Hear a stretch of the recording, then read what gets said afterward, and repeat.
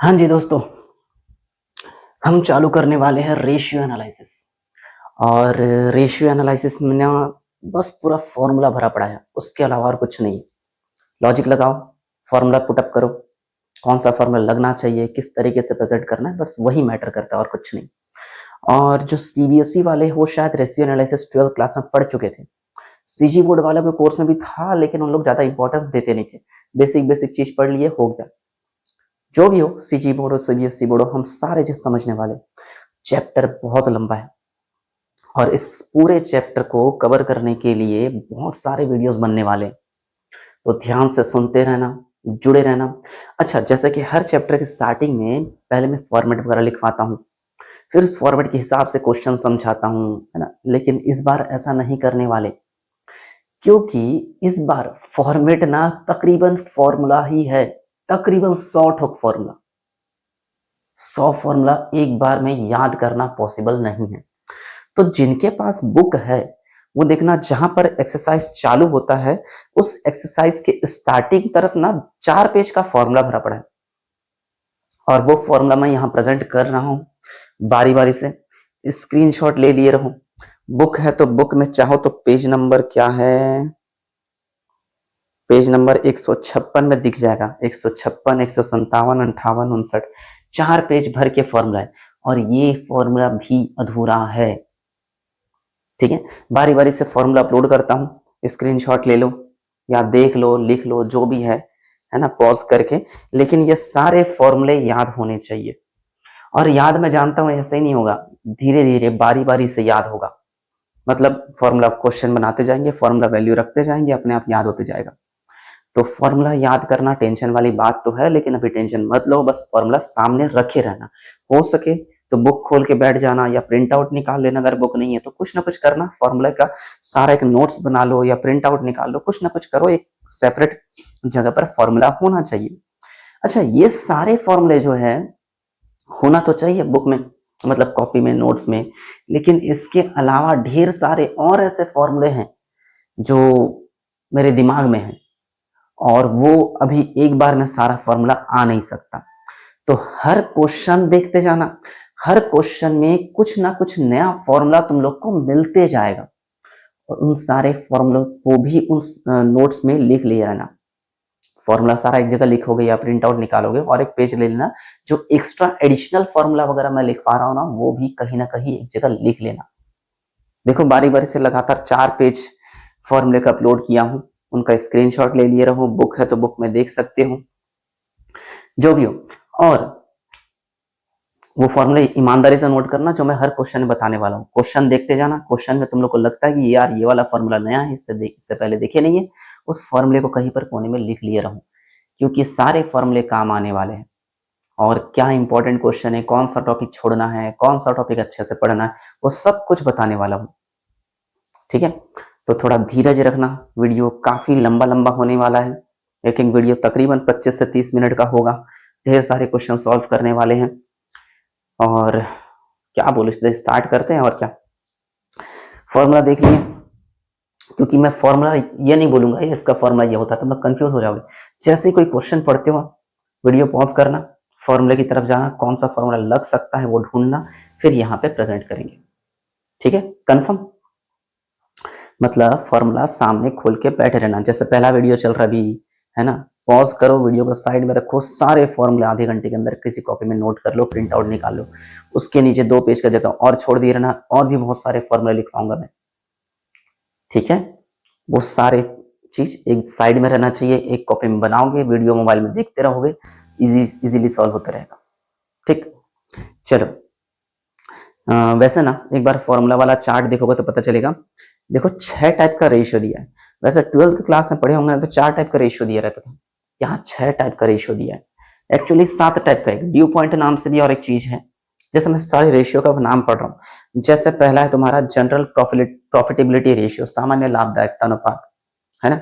इसके अंदर gross profit, net profit, net operating profit, operating ratio, selling expense ratio, जो भी है ये सब रेशियो होता है। अंदर का फॉर्मूला वगैरह बाद में सीखेंगे। उसके बाद है ओवरऑल प्रॉफिटेबिलिटी, इसमें भी बहुत सारे फॉर्मूले हैं। ठीक है, अगले पेज में देखो तो profitability related to investors portfolio, investors के हिसाब से कुछ कुछ प्रॉफिटेबिलिटी रेशियो दिया हुआ है। सबसे इंपॉर्टेंट है चौथा, टर्नओवर रेशियो, ठीक है, जिसको एक्टिविटी रेशियो भी कहते हैं। और उसके बाद वाले पेज में कहीं पर देखना लिक्विडिटी रेशियो, ये भी इंपॉर्टेंट है।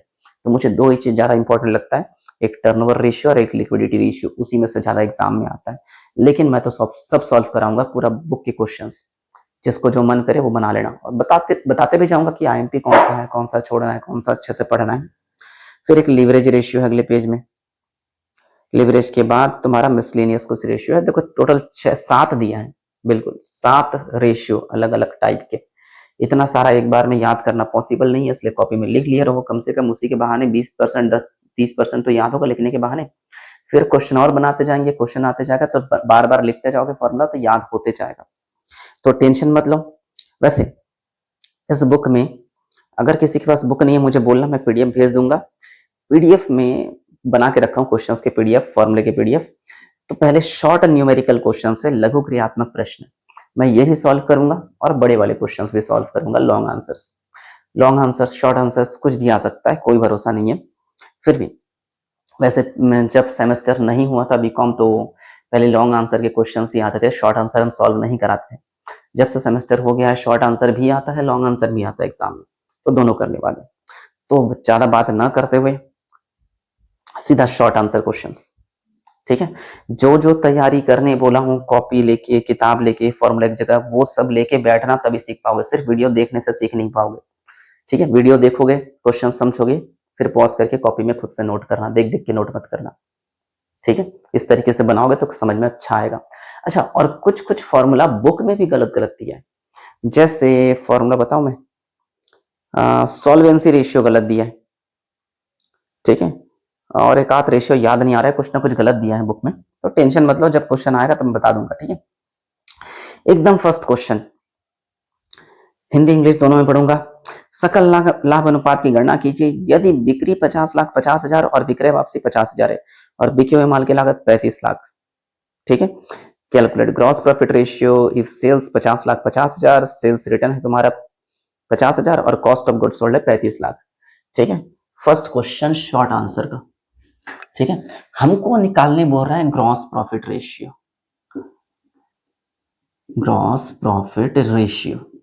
ग्रॉस प्रॉफिट रेशियो निकालने का फॉर्मूला होता है ग्रॉस प्रॉफिट, चाहो तो फॉर्मूला वाला पेज देख सकते हो, divide by net cell, gross profit upon net cell, side में 100 से मल्टीप्लाई, ठीक है।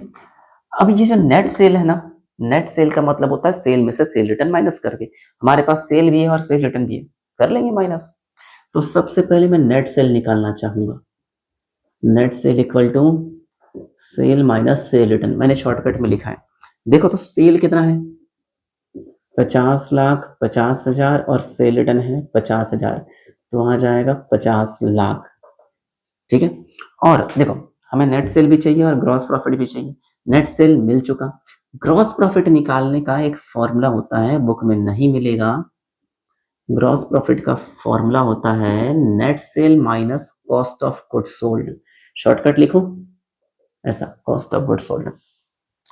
तो नेट सेल ये तो हमारा ये 50 लाख आ चुका था, और कॉस्ट ऑफ गुड्स सोल्ड ये 35 लाख है, तो कितना बचेगा 15 लाख, ठीक है। कहाँ जगह कॉमा लगा दिया, ये 15 लाख। तो ग्रॉस प्रॉफिट ऊपर है 15 लाख और नेट सेल ऊपर है 50 लाख। बस कैलकुलेटर चलाओ, शायद कितना आएगा 30% आ जाएगा। हाँ 5 दिया 15, 30%। कैलकुलेटर चला के देखना आंसर आ जाएगा। छोटा सा क्वेश्चन है, कुछ खास है नहीं। ऐसे करके बहुत सारे क्वेश्चन बनाएंगे, फिर धीरे धीरे पॉज करके लिखते जाना। पहले देखो, देख देख के छापना मत, देखो वीडियो पॉज करो, लिखो। आंसर नहीं आ रहा है तो दोबारा वीडियो देख लो, ठीक है। और उसके बाद भी समझ में नहीं आ रहा तो मुझसे डाउट पूछ लेना, फोन मैसेज कर लेना, यहाँ स्क्रीन में नंबर मिल जाएगा मेरा। चलो, calculate net profit ratio if net profit is 60,000, sale 6,40,000 और सेल रिटर्न दे दिया। अच्छा, सेकंड क्वेश्चन बोल रहा है नेट प्रॉफिट रेशियो निकालो। नेट प्रॉफिट रेशियो और ग्रॉस प्रॉफिट रेशियो, ये वाला और ये वाला लगभग सेम है। यहाँ ऊपर ग्रॉस प्रॉफिट है, यहाँ ऊपर होगा net profit. Upon net cell into 100, पूरा सेम ना लगभग, बस ऊपर आ गया नेट प्रॉफिट। ठीक है, लेकिन क्वेश्चन में नेट सेल दिया नहीं है। नेट सेल निकालने के लिए देखो, सेल दिया 640 और सेल रिटर्न दिया 40,000, तो नेट सेल निकालने के लिए सेल माइनस सेल रिटर्न कर लेंगे। Net sale equal to sale minus sale return. तो सेल है अपना कितना 640 और सेल रिटर्न अपना 40, तो नेट सेल आ गया 6 लाख और नेट प्रॉफिट अपना 60,000 था। 60,000 डिवाइड बाय 6 लाख इंटू 100 करके देख लेना, 10% आ जाएगा। Solve. Third question, third question में लिखा है from the following data calculate net profit ratio before tax and after tax. तो 2 बार पूछा है क्वेश्चन नंबर 3 में, जो है नेट प्रॉफिट रेशियो निकालना है 2 बार। ठीक है, एक बिफोर टैक्स एक आफ्टर टैक्स, ऐसा कुछ बोला है। दिखा, देखो नेट प्रॉफिट रेशियो का फॉर्मूला था net profit into 100 upon net cell, तो ये वाला फॉर्मूला 2 बार लगाएंगे अपन। नेट प्रॉफिट शॉर्टकट में लिख रहा हूं ना, रेशियो इक्वल टू पहला net profit before tax divide by net cell into 100, ये एक फॉर्मूला लगाएंगे। और बी वाला सॉल्व करने बोल रहा है हमको नेट प्रॉफिट रेशियो में net profit after tax divide by net cell into 100, ये दोनों लगाने बोल रहे हैं। एक बार बिफोर टैक्स लेकर, एक बार आफ्टर टैक्स लेकर।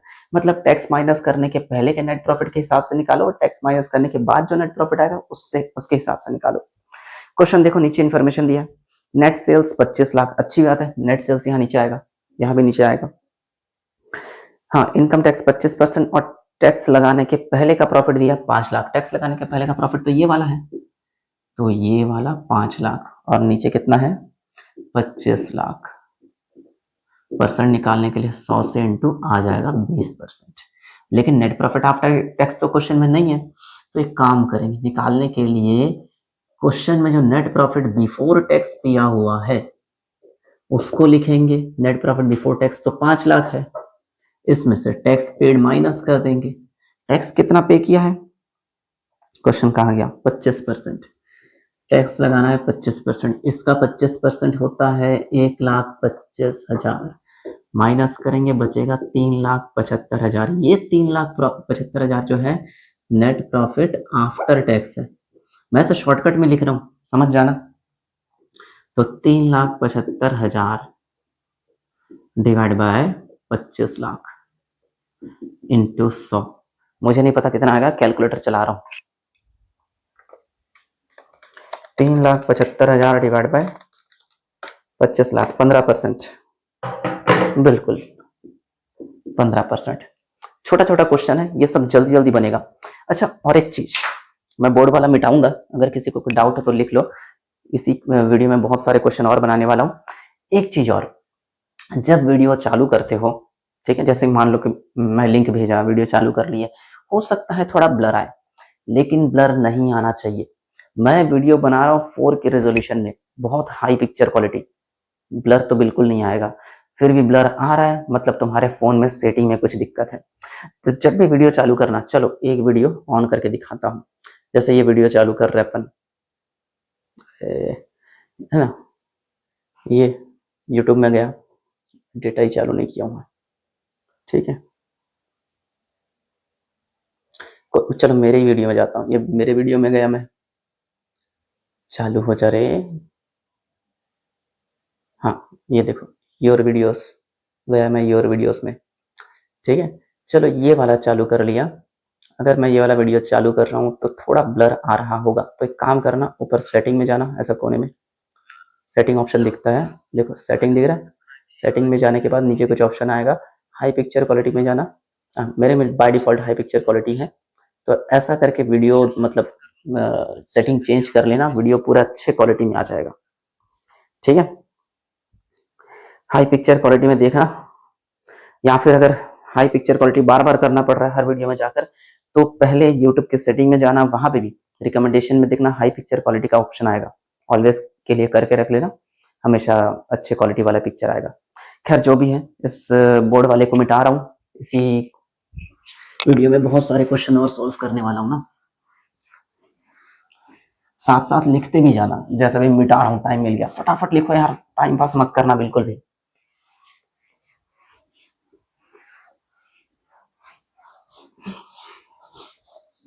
चलो क्वेश्चन नंबर क्या है, 4 नंबर में भी नेट प्रॉफिट रेशियो निकालने बोल रहे हैं। इंफॉर्मेशन देखो, calculate net profit ratio if net profit इतना सेल इतना। ये तो बच्चा क्वेश्चन है यार, खुद बना सकते हो। क्वेश्चन नंबर 4 सीधा लगा सकते हैं अपन, मैं शॉर्टकट लिख रहा हूँ ना आपसे, वो पूरा पूरा नाम लिखना मुझसे नहीं होगा। Net profit upon net cell, net profit upon net cell into 100। तो नेट प्रॉफिट कितना है, 1 लाख, और ये वाला 5 लाख। 100 से इंटू 20%। बकवास क्वेश्चन। क्वेश्चन नंबर 5, ध्यान से सुनना, यहाँ कुछ खास मिलेगा। विक्रय दिया है, मतलब सेल रिटर्न दिया है, ठीक है, अच्छी बात है। बिके हुए माल की लागत दिया है, संचालन व्यय दिया है, संचालन अनुपात की गणना कीजिए, ऑपरेटिंग रेशियो फाइंड करने बोल रहे हैं। ध्यान से सुनना, क्वेश्चन 5 बनाने वाले, 4 तो होता ही ना। ऑपरेटिंग रेशियो फाइंड करने का एक फॉर्मूला होता है, मैं यहां लिख रहा हूं, operating ratio equal to cost of goods sold plus operating expenses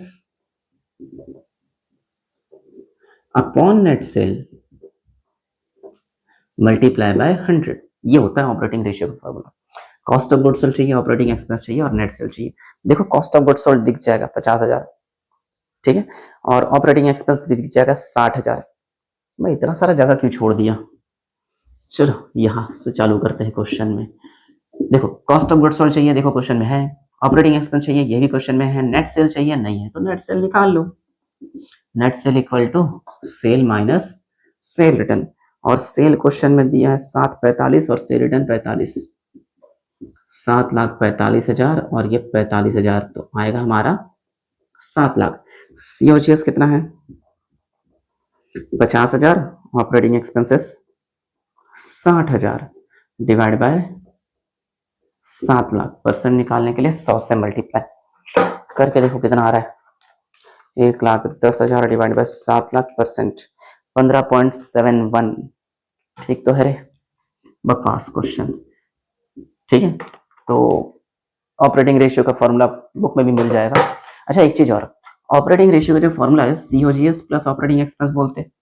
इन दोनों को मिलाकर एक साथ ऑपरेटिंग कॉस्ट भी कहा जाता है। मतलब फॉर्मूला ऐसा बन सकता है ऑपरेटिंग रेशियो का, operating cost upon net cell, operating cost in दोनों को मिलाकर डिवाइड बाय नेट सेल, याद रखना काम आता है।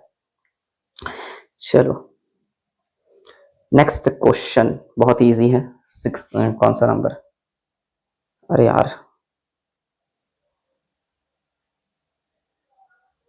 मैं एक पेज का फोटो लेना भूल गया, तो मैं बुक से पढ़ा रहा हूं, उसके बाद का बुक कहाँ गया। ठीक ठीक ठीक,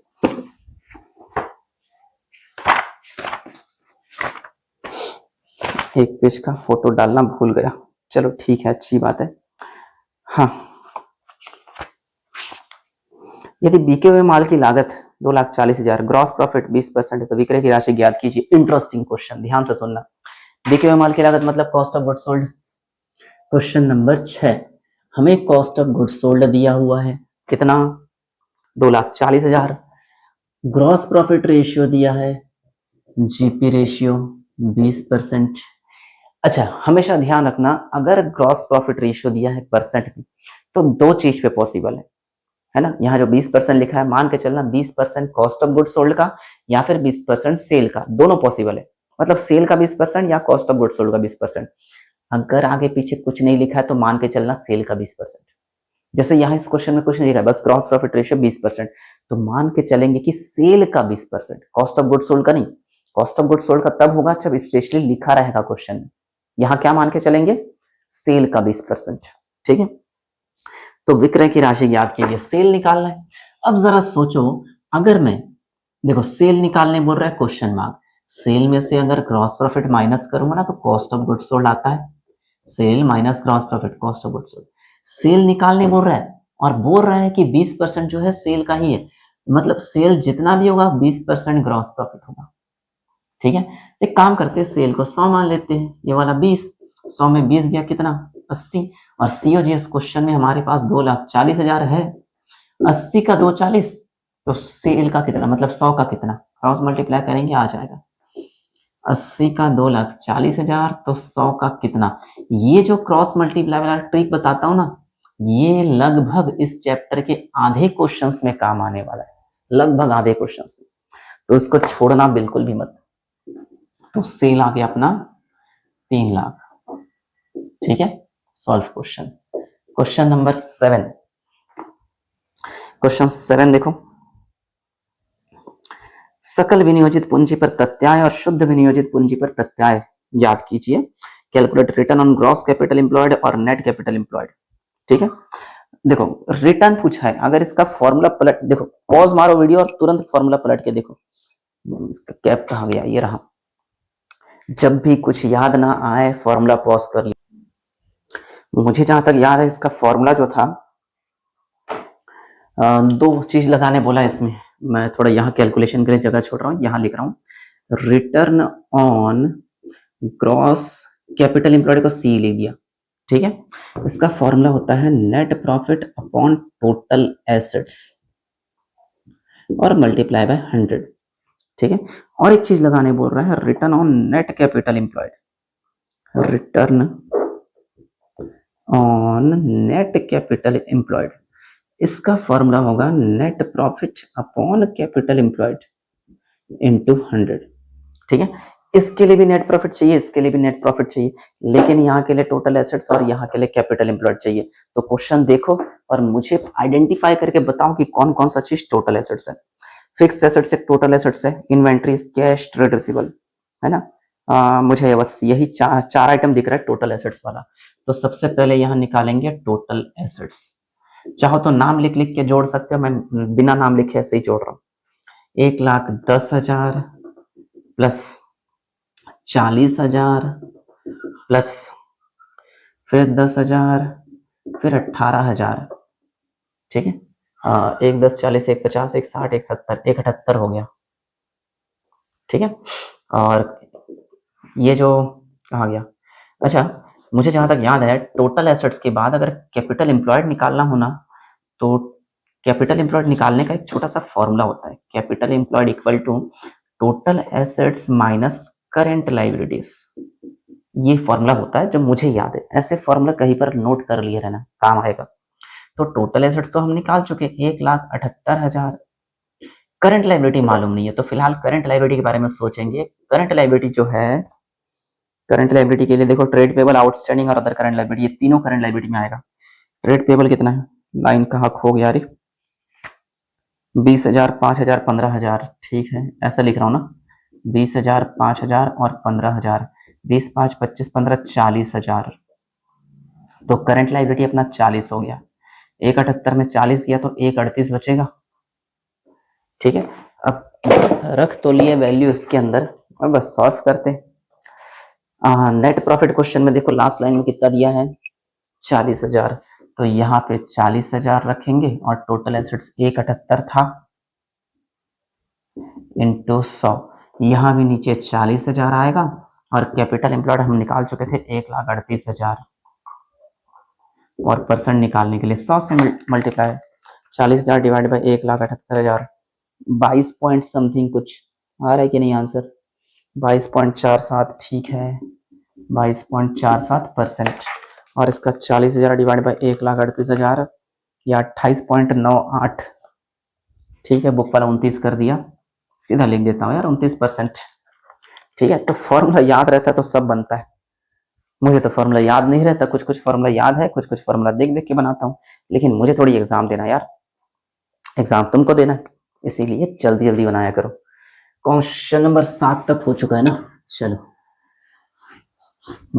मिटा दिया हूं, देख के लिख लेना या बिना देखे लिख लेना, वीडियो में तो सब कुछ मिल जाता है, पहले लिखो चाहे बाद में लिखो। चलो क्वेश्चन नेक्स्ट, फॉर्मूला याद होगा तो ठीक, नहीं होगा तो देख के बनाएंगे, फॉर्मूला देख के। समतांश पूंजी 1 लाख रुपए 10 लाख रुपए ब्याज तथा कर के पूर्व लाभ दिया 3.75, 10% का डिवेंचर दिया है, कर की दर 25%, प्रति अंश आय की गणना कीजिए। अर्निंग पर शेयर ईपीएस बोलते हैं। अर्निंग पर शेयर का फॉर्मूला, ये तो मैं पेज पलट रहा हूँ, यहाँ 3-4 पेज पहले मिल जाएगा। ईपीएस का फॉर्मूला, ईपीएस ईपीएस ईपीएस, हाँ, ईपीएस का फॉर्मूला तो net profit available for equity share holder divide by number of shares. तो मुझे जैसा याद रहता है तो अच्छी बात है, नहीं याद रहता तो मैं देख लेता हूँ, तुम लोग भी कर सकते हो। ये क्वेश्चन नंबर क्या है? 8। क्वेश्चन नंबर 8 हमको अर्निंग पर शेयर फाइंड करने बोल रहा है। इसके लिए net profit available for equity share holders divide by number of equity shares, और परसेंट के लिए 100 से मल्टीप्लाई। ठीक है, अब net profit available for equity share holders नहीं दिया है क्वेश्चन में, निकालना पड़ेगा। देख, लेकिन ना क्वेश्चन में नेट प्रॉफिट दिया, दिखा 3,75,000। तो एक काम कर देते हैं, net profit before interest and tax, net profit before interest and tax कितना दिया? 3,75,000 बिफोर इंटरेस्ट एंड टैक्स। ठीक है, 375। इसमें सबसे पहले इंटरेस्ट माइनस करेंगे। देखो डिवेंचर होगा, डिवेंचर का इंटरेस्ट लगा दो। डिवेंचर 2.5 लाख दिख रहा है, 2.5 लाख का 10%, यहाँ दिखा देता हूँ, चलो 2.5 लाख का 10%, ये हो जाएगा 25,000, माइनस करेंगे तो आएगा 3,50,000। इसको बोलेंगे नेट प्रॉफिट। इंटरेस्ट तो माइनस कर चुके हैं, बस बिफोर टैक्स आ जाएगा। ठीक है, अब इसमें टैक्स माइनस करेंगे, जो कि कितना परसेंट बोला है? 25%। टैक्स निकालेंगे 25%, इसी 350 का 25%,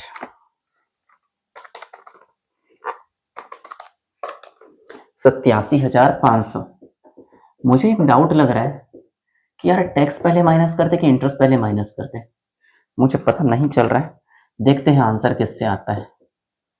ठीक है, 2,62,000 समथिंग कुछ है, और नंबर ऑफ इक्विटी शेयर दिया है 1 लाख, जो ब्रैकेट में लिखा है ना, वो नंबर ऑफ इक्विटी शेयर है। तो ये वाला ऊपर वाला आ गया 262500 डिवाइड बाय ये 1 लाख है, 1 लाख की 10 लाख नंबर ऑफ 1 लाख है। ठीक है, अच्छा इसमें परसेंट नहीं निकालते, 100 नहीं निकालते, जो भी आ रहा है ईपीएस है ना, डिवाइड बाय 2.625 आ तो गया रे आंसर, 2.625 पर शेयर। इसको ऐसा लिखते हैं, इसमें परसेंट वर्सन नहीं निकालते, इसलिए 100 से मल्टीप्लाई मत करना। ईपीएस का फॉर्मूला याद रखना, और ये तरीका भी याद रखना। ठीक है, काम आने वाला है, कहीं पर लिख लिया रहो। चलो क्वेश्चन नंबर 9, ये इंटरेस्टिंग क्वेश्चन है, इंग्लिश पढ़ रहा हूं ना। Compute the stock turnover ratio if opening stock दिया है, परचेस दिया है, सेल दिया है, rate of gross profit on sale दिया है। देखो स्टॉक टर्नओवर रेशियो का फॉर्मूला होता है, मैं शॉर्टकट में लिख रहा हूं ना, cost of goods sold upon average stock, ऐसा। ठीक है, देखो तो क्या क्या मिल जाएगा क्वेश्चन में। Cost of goods sold, opening stock मालूम है, क्लोजिंग स्टॉक कहीं नहीं दिख रहा है, निकालना पड़ेगा। देखो एवरेज स्टॉक निकालने के लिए ओपनिंग और क्लोजिंग को जोड़ के 2 से डिवाइड करते हैं। ठीक है, और कॉस्ट ऑफ गुड्स सोल्ड निकालने के लिए सेल और सेल रिटर्न माइनस करते हैं, पिछले क्वेश्चन में भी देखे थे, मतलब इसके पहले वाले में। तो सेल तो दिया है क्वेश्चन में 19,50,000, और सेल रिटर्न भी मालूम है। तो एक काम करते हैं, सबसे पहले कॉस्ट ऑफ गुड्स सोल्ड निकाल लेते हैं। फॉर्मूला होगा sale minus cost of sale minus gross profit. ठीक है, तो सेल हमारा कितना दिया है? 19,50, ये है 19,50,000, माइनस ग्रॉस प्रॉफिट जो है 25% बोला है, सेल का ही 25%, तो सेल तो 19,50 है, 19,50 का 25%, ऐसे करके प्रेजेंट किया करो, ज्यादा अच्छा रहता है। तो 19,50,000 माइनस 25%, यानी आएगा ये 14,62,500। चलो ये हमारा कॉस्ट ऑफ गुड्स सोल्ड आ गया, ऊपर रख सकते हैं कितना? 14,62,500। अच्छा एवरेज स्टॉक निकालने के लिए opening stock plus closing stock divide by 2 करते हैं। मैं काम कर रहा हूं, यहां लिख तो रहा हूं एवरेज स्टॉक का फॉर्मूला, ओपनिंग स्टॉक मैं शॉर्टकट में लिख रहा हूं ना, प्लस क्लोजिंग स्टॉक सुन के पूरा फुल फॉर्म में लिखते जाना, डिवाइड बाय 2 होता है। ओपनिंग स्टॉक मालूम है क्वेश्चन में, ओपनिंग स्टॉक कितना दिया है? 1,74,000, 1,74,000 क्लोजिंग स्टॉक गायब है, फिर 2 से डिवाइड करना है। लेकिन क्लोजिंग स्टॉक निकालने के लिए हमको बनाना पड़ेगा ट्रेडिंग अकाउंट, जो फर्स्ट ईयर में पढ़े थे, याद करो, ट्रेडिंग पीएल। ठीक है, तो ट्रेडिंग अकाउंट शॉर्टकट में बता रहा हूं कि ट्रेडिंग में क्या क्या आता है, याद करना ध्यान से ट्रेडिंग अकाउंट में। ठीक है, यहाँ पे आता है ओपनिंग स्टॉक, ये सब वर्किंग नोट है ना, रफ टाइप का लिखा करो। यहाँ पे आता है नेट परचेस, मतलब परचेस में से परचेस रिटर्न माइनस करके। यहाँ पे कुछ डायरेक्ट एक्सपेंसेस वगैरह आता है अगर क्वेश्चन में हो तो। फिर लास्ट में बचा कुछ आंसर होता है ग्रॉस प्रॉफिट। इस तरफ आता है नेट सेल, नेट सेल का मतलब होता है सेल माइनस सेल रिटर्न, और एक आता है क्लोजिंग स्टॉक। ठीक है, मेन आइटम कौन सा है? ओपनिंग स्टॉक होना ही चाहिए, परचेस भी होना चाहिए, डायरेक्ट एक्सपेंस नहीं होगा चलेगा, ग्रॉस प्रॉफिट होना चाहिए, नेट सेल होना चाहिए, क्लोजिंग स्टॉक होना चाहिए। मतलब एक चीज अगर इग्नोर कर दोगे तो चल जाएगा, कौन सा? Direct expense. होगा तो लिखना, नहीं हो तो मत लिखना। चलो देखो क्या क्या दिया है। ओपनिंग स्टॉक दिया हमारा 1,74,000, लिख दिए। परचेस भी मालूम है, देखो परचेस कहाँ गया, 14,52,000, ये वाला है 14,52,000, ये वाला नहीं है, छोड़ दो। ग्रॉस प्रॉफिट सेल का कितना परसेंट बोला था? 25%। इसको कैलकुलेट किया था, कितना आया था? 19,50,000 इंटू 25%, है ना। 25% निकाले तो कुछ 4,87,500 आया था। ये 4,87,500 है ना। नेट सेल ये रहा 19,50,000। पता है बचा कुचा क्लोजिंग स्टॉक निकलेगा, फिर इस फॉर्मूले में छाप सकते हैं। तो अगर ओपनिंग स्टॉक क्लोजिंग स्टॉक कुछ गायब है ना, तो ट्रेडिंग अकाउंट का सहारा ले सकते हो। और हमें पता है यार ट्रेडिंग अकाउंट में यही सब कुछ आता है, यहाँ से जोड़ेंगे, यहाँ माइनस करेंगे, बचा बचा क्लोजिंग स्टॉक। चलो देखते हैं, 1,74,000, 14,52,000 प्लस 4,87,500, इस साइड का टोटल आ रहा है 211,3500, माइनस करेंगे 19,50,000, तो आएगा मेरा 1,63,500। ठीक है, तो क्लोजिंग स्टॉक मिल गया 1,63,500 प्लस 1,74,000 डिवाइड बाई 2, यह आ जाएगा 1,68,750। तो एवरेज में 1,68,750 रख देंगे। 14,62,500 डिवाइड बाई मेमोरी रिकॉल 8.67 है क्या आंसर? देखो तो परसेंट नहीं है, कोई भी टर्नओवर रेशियो होता है ना, टर्नओवर, इसको टाइम्स में लिखा करो। देखो आंसर में दिया होगा टाइम्स, कहाँ गया? 8.67 टाइम्स। ठीक है, तो पहले ये दोनों लिखना, फिर ये वाला लिखना, फिर लास्ट में मेन फॉर्मूला लगाना। ठीक है, चलो एक क्वेश्चन और बनाते हैं वीडियो में, फिर वीडियो एंड कर देंगे। 10 स्टॉक टर्नओवर रेशियो 3 टाइम्स है, एवरेज दिए हैं, अर्जित लाभ का 20%, बिके माल की लागत की गणना कीजिए। क्वेश्चन में देखो हमको कॉस्ट ऑफ गुड्स सोल्ड निकालने बोल रहा है। क्वेश्चन को मेरे पढ़ने के बाद पॉज करो, दोबारा पढ़ के देखो, समझ में अच्छे से आएगा। क्या निकालने बोल रहे हैं? COGS, cost of goods sold. Profit का परसेंट क्या दिया? 20%, वो भी कॉस्ट पे, ऑन कॉस्ट। मैंने बोला था ग्रॉस प्रॉफिट सेल पे भी हो सकता है, कॉस्ट पे भी हो सकता है, यहाँ कॉस्ट लिखा है, लागत का 20%। हाँ, स्टॉक टर्नओवर रेशियो भी दिया है और एवरेज स्टॉक भी दिया है, काम कर सकते हैं। जो रेशियो दिया है ना उसको पहले लगाया करो, कुछ ना कुछ मिल जाएगा। जैसे क्वेश्चन में स्टॉक टर्नओवर रेशियो दे दिया है, formula COGS upon average stock. तो स्टॉक टर्नओवर रेशियो कितना दिया है? 3, ये 3 दिया है, COGS मालूम नहीं है, और एवरेज स्टॉक हमारे पास कितना है? 3 लाख है क्या? कहाँ गया? नहीं, 2 लाख है, ये वाला 2 लाख है। ठीक है, इसको इससे मल्टीप्लाई करेंगे तो 6 लाख आ जाएगा। COGS equal to 6 lakh. ये सब कैलकुलेशन तो आता है ना, ये शिफ्ट होके वहां चल देगा, इंटू हो जाएगा, 6 लाख आ गया। COGS 6 लाख आ गया। अब क्वेश्चन में बोल रहा था COGS का ही 20% ग्रॉस प्रॉफिट है, तो एक काम करते हैं, ग्रॉस प्रॉफिट निकाल लेते हैं। COGS 6 लाख है, इसी 6 लाख का 20% 1,20,000 आएगा। ठीक है, तो जो भी है, कहाँ गया क्वेश्चन? 1,20,000 का COGS निकालने बोल रहा था, वो तो हो गया रे, मैं GPP काहे निकालने जा रहा हूँ। फाइनल आंसर बच्चा क्वेश्चन था, मजा नहीं आया ना। कितना टाइम हो रहा है? 30 मिनट हो गया क्या? बाप रे, ज्यादा हो गया। तो मैं वीडियो का एंड कर रहा हूँ, 10 नंबर तक सॉल्व है, देख लो, लिख लो, अगले वीडियो में कुछ और